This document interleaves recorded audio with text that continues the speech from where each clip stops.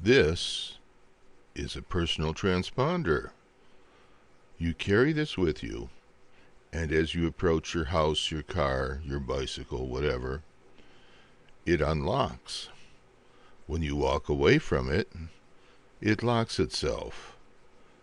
No buttons to push, nothing to remember, nothing to do. When this is in your pocket, everything opens just for you. It consists entirely of 4 components: a battery,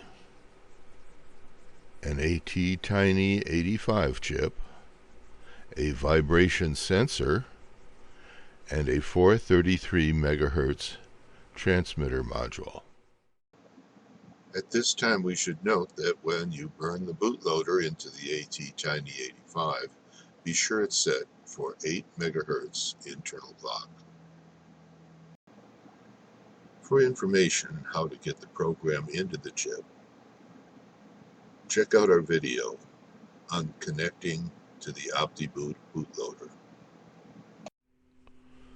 So here's the schematic of the circuit itself.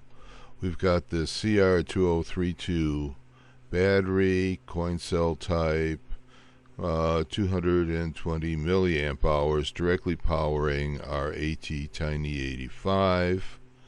A vibration sensor, which is normally open circuit, so it doesn't draw current normally. It's on PB4, which is pin 3, simply connected to ground. We activated the internal pull-up, so we don't need a resistor out here. The output comes out of pin 7, PB2, to the 430 megahertz transmitter unit. Now, we chose a unit that draws absolutely no power unless the data pin is active high. Otherwise, since it's already connected to VCC and ground, it would simply drain the battery sitting around. So you have to be careful of using this design to pick that kind of transmitter.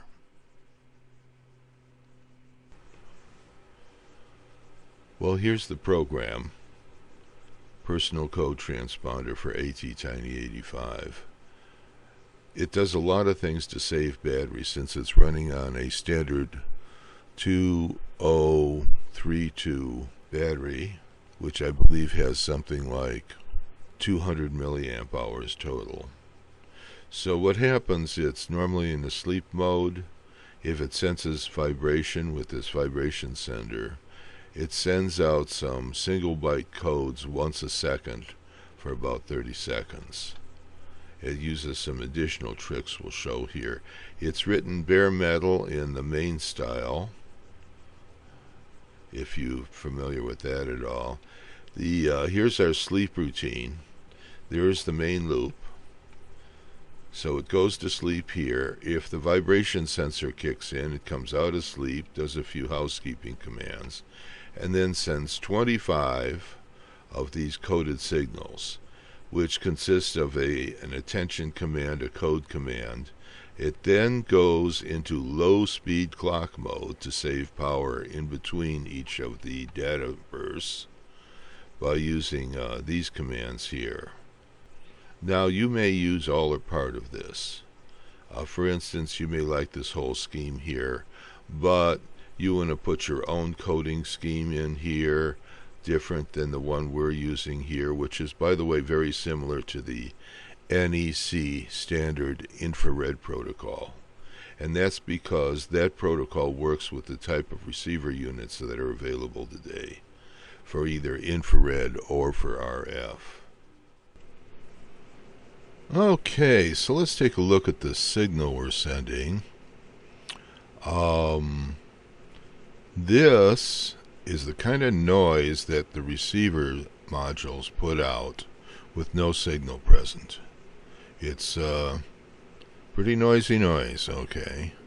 So our signal here has got this rather large pulse. Now, the scope is set in pulse triggering right now. In other words, it looks for a duration of a high pulse over 5 milliseconds. Since this one I believe is 9 milliseconds, it will locate the pulse. Then it does 4.5 down. This is by the spec of NEC. Then the coding is all in the high pulses here. So a 0 is a shorter pulse, a 1 is a longer pulse. The in-between ones are the same as the 0 ones, and there's 8 data bits. So this in the software was labeled the attention pulse. This much high followed by this much low, and this is the coding pulse. The reason I did them separately rather than in one routine in the software was if I want to send multiple data bytes, you don't need additional attention pulses. You can just do bunches of these. I'm just doing one. This isn't really made to be a secure system, just a convenient one. And it uses less battery that way. So the idea is, when you want to receive this using another microcontroller, you call a routine that looks for a transition, but it keeps looking for, let's say, 5 or 6 milliseconds, and if it finds a transition before that, it simply returns. In other words, it doesn't waste a lot of time. So if it landed in here someplace, bang, it would just go right back. If it doesn't find anything, then it'll spend this amount of time and then be aware of where it is. And then it's simply a matter of waiting for these pulses here and determining whether they're a long one or a short one. Since they're a 2-to-1 ratio in time, that's pretty easy to sort out in software. Of course, this device wouldn't be of any use unless there was something at the other end for it to activate.